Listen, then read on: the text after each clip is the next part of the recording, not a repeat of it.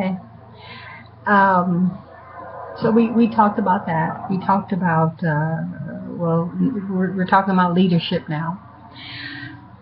I could think of a few people that I think would be great leaders for the black community, but it seems the only ones that we seem to pull out are the quote unquote Christian leaders. And, in my personal opinion, I don't see the Christian community being the leadership for black people. First of all, because, as I keep saying, in my opinion, Christianity has not been the best for black people. I personally think it's been a tool of oppression and, of course, helping to promote white supremacy and keep black people under subjection, keep black people mentally tied down, keep black people really in a fairy tale world, believing a lot of things that just aren't true, making them not question. I mean, just basically Christianity is not going to be and is not the tool to help black people, because, like I also say, most Christian solutions is to pray, sing, let's all continue to come together, join hands, and let's all be one. I don't see that as working. Just personally, I don't see that as working.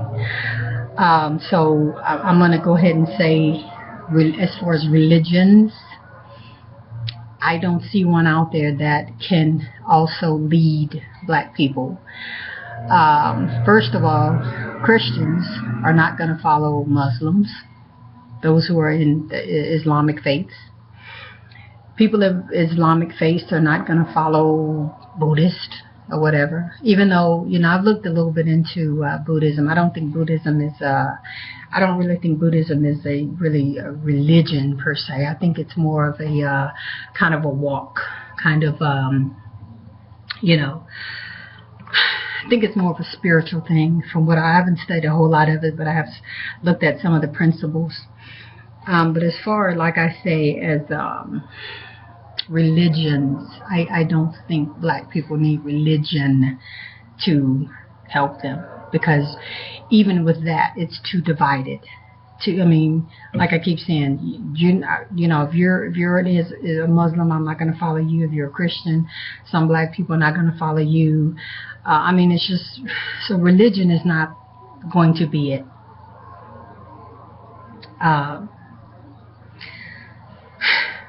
We are so divided on everything. You have a lot of men, black men, who, if we had a woman leader rise up, I don't think a lot of men would follow her, because we have a lot of chauvinistic attitudes in the black community.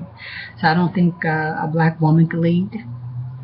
I don't know if the black man could lead, because you have a lot of black women who are angry and bitter, who's not going to follow him, So I think that's an issue. Like I said, the religious leaders, that's not going to do it. Let someone rise up who doesn't have some big formal education, and people are going to say that they're not intelligent enough to lead. So they're going to have to be some big Ivy League person with some names and credentials behind them, when it is proven that those kind of people don't have these little people's best interests at heart.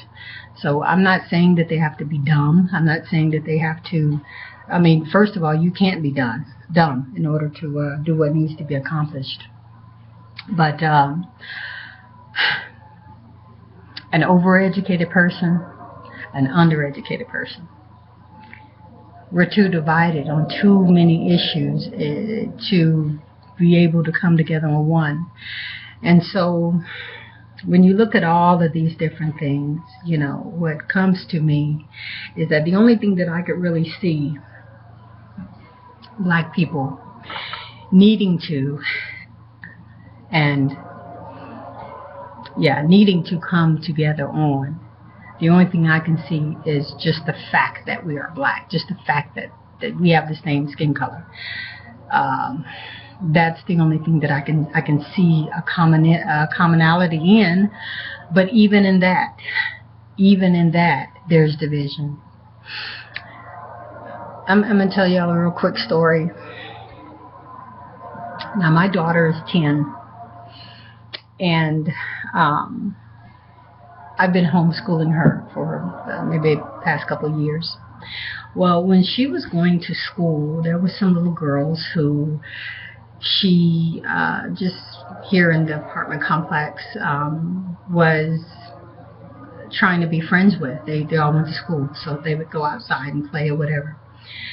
Now my daughter is more light-skinned than I am. She's not high light-skinned, but she's not as dark as me and her brother. So the other little girls were my color and dark skin. For whatever reason, they did not want to play with her. They would not play with her. And, you know, we just pretty much summed it up that, you know, I just told her, you know, they're probably just jealous or whatever, you know. Come to find out, that really was the issue, you know. They didn't want to play with her because she was too light. Okay, so a little while ago, she and I are walking through the, you know, going to get the mail. And so two little light-skinned girls like her, I was like, oh, can we play with her? And can she come out and play and everything? And I'm just like, you know, sure, if she wants to. So they're all playing together. And they've been playing together for days, you know. I noticed that right off, you know, how funny that is. But anyway, so I came outside the other day, and they were there all playing. And then another little girl who was probably about my color or maybe a little darker was over there playing with them as well. And she had, she's a pretty little girl, a little brown-skinned little girl. All of a sudden, my daughter comes and tells me, oh, Mom, they're arguing and this and that, and, you know, they're calling each other black, and, you know, she said she's going to slap the white off of the other little girl and this and that. And I'm thinking to myself, so these little kids at such a young early age are already bickering about skin color.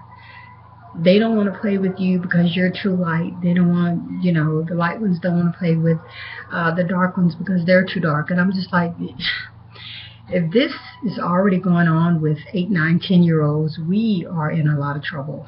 Because when I was that age, I did not play with anybody because of their skin color. It was not even an issue.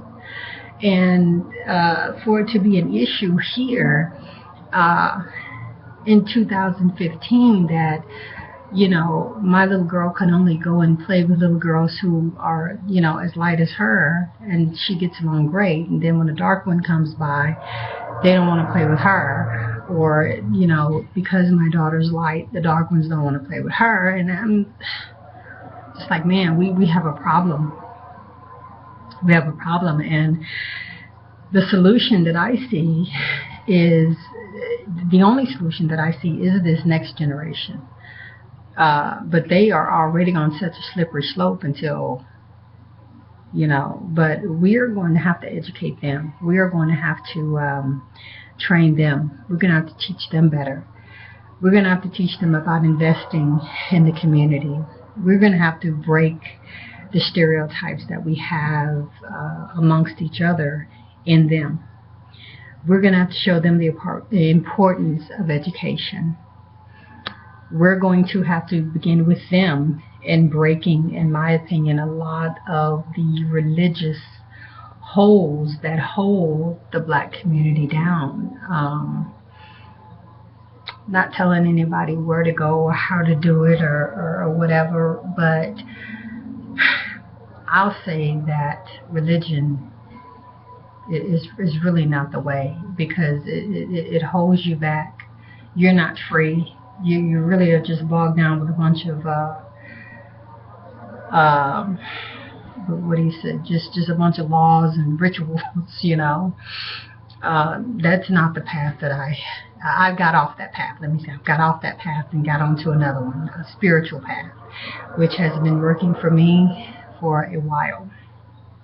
So I see so much division in the Black community until we as a whole are going to have to come together, and it's just a lot of things that's going to have to be stopped and broken in order for us to finally get together and come together as one, on one accord. So just wanted to talk about that. That's my take on what the Black problem is. It's division in every area. So if you have a solution, if you have something you want to chime in on, let me know. Until the next video.